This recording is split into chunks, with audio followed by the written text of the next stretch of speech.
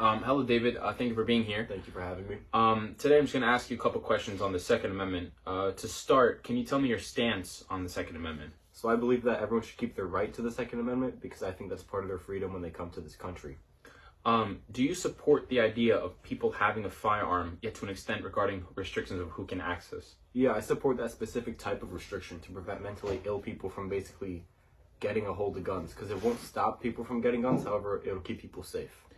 In a 2018 report by the Small Arms Survey, U.S. gun owners possess 393.3 million weapons. This is more than one registered weapon per person in the United States. With this number being so high, how would restrictions on who accesses a gun limit the amount of guns that fall into the wrong hands? If mental health and mental stability background checks are more extensive, it'll strongly lower the amount of weapons falling into the wrong hands because it'll allow people in the right headspace to own guns. What type of restrictions do you think would work then? I think extensive background checks on mental health and background checks on the person's criminal record and up the age limit to 21. I also think there should be checkups on your mental health as your life progresses, since just one checkup does not define your mental health for the rest of your life. Are background checks and waiting periods necessary for all firearm purchases, or do you think they impose actually an unnecessary burden on law-abiding gun owners? I believe they're necessary for all firearm purchases, since you never know who is and who isn't a law-abiding citizen.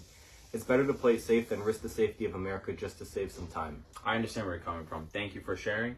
I'd also like to touch on what guns you think should be restricted.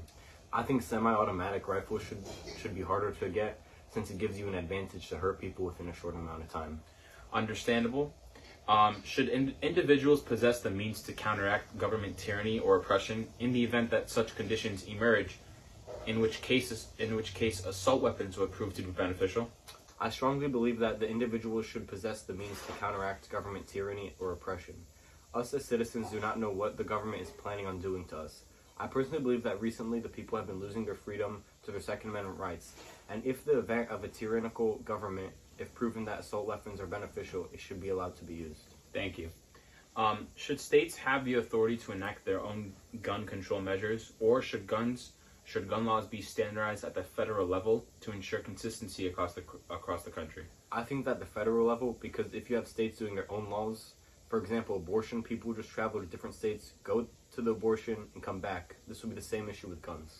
Awesome. Thank you very much. And for my last question, what are your thoughts on the states such as Texas allowing open carrying? I believe that much more states should have open carry because, again, that's their Second Amendment right. I feel like having open carry kind of pushes their right and pushes citizens to have their own freedom. Awesome. Thank you very much for coming along and answering my questions. I appreciate it very much. Thank you for having me.